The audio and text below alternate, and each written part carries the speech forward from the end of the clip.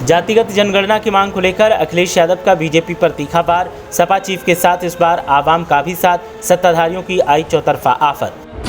BJP की अखिलेश यादव ने खोल दी कलई और जातिगत जनगणना पर क्या है सरकार की मंशा, कर दिया साफ। सत्ताधारियों की अनदेखी पर फूटा सपा चीफ का गुस्सा। पूर्व सीएम का सीधा वार, बोले जाग जाओ सरकार वरना लड़ाई होगी आर पार, और हक नहीं मिला तो वोट की चोट देने के लिए आवाम तैयार। जातिगत जनगणना को लेकर उत्तर प्रदेश की सियासत में हल्ला मचा हुआ है। आरोपों का दौर जारी है और आरोपों के साथ ही सत्ताधारियों को घेरने का भी दौर चल रहा है। सरकार की तरफ से मामले में सांस डकार न लेने को लेकर अब सपा चीफ अखिलेश यादव ने सीधा वार किया है और जातिगत जनगणना के मुद्दे पर बीजेपी की संख्या वाली राजनीति को सवालों में ला खड़ा किया है।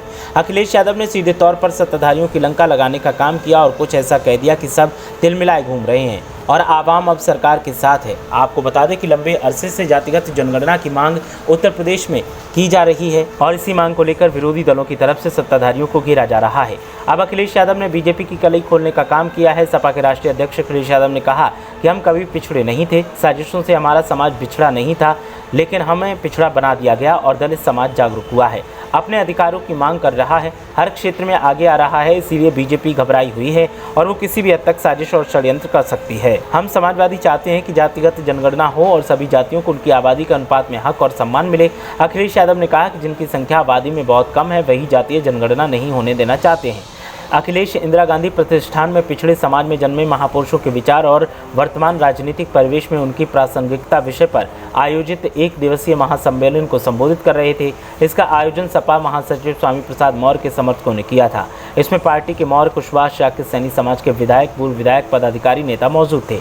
अखिलेश यादव ने प्रतिनिधियों से कहा कि जो समस्या हमारी है वही आपकी भी है, आपके समाज को अपने साथ बराबर खड़ा करेंगे, राजनीति और सामाजिक हैसियत में पीछे नहीं रखेंगे, सब मिलकर बीजेपी का मुकाबला कर लेंगे। मानवता राष्ट्रवाद से बड़ी होती है। अगर गरीबों, शोषितों, दलितों, पिछड़ों को न्याय मिलता तो मानवतावाद को बढ़ावा मिलता और सामाजिक न्याय होता।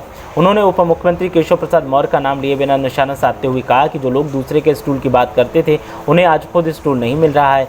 सपा के राष्ट्रीय महासचिव स्वामी प्रसाद मौर्य ने कहा कि सत्ता में बैठे लोग दलित, पिछड़े, आदिवासी और अल्पसंख्यक समाज को धन, धरती और शिक्षा से वंचित करने की कोशिश कर रहे हैं, अधिकारों पर डकैती डाल रहे हैं, नौकरियों में पिछड़ों का कोटा गायब कर रहे हैं। आज देश, लोकतंत्र और संविधान खतरे में है। आज़ादी के 76 साल के बाद भी कुछ ताकतें हैं जो दलित, पिछड़ों को अपमानित कर रही हैं और उनका हक और सम्मान नहीं देना चाहते। ऐसे ठेकेदारों से सावधान रहना है क्योंकि देश में अब परिवर्तन की बहार चल पड़ी है। अखिलेश यादव के सीधे वार से बीजेपी खेमा तिलमिलाया घूम रहा है और बीजेपी वाले अब मौके की तलाश कर रहे हैं कि आखिर कैसे सपा को जवाब दिया जाए। लेकिन अखिलेश यादव तो अखिलेश यादव हैं, वो किसी भी स्थिति में ऐसी गुंजाइश नहीं छोड़ते कि उन पर कोई पलटवार कर सके। Bureau report, Samajwadi bulletin news.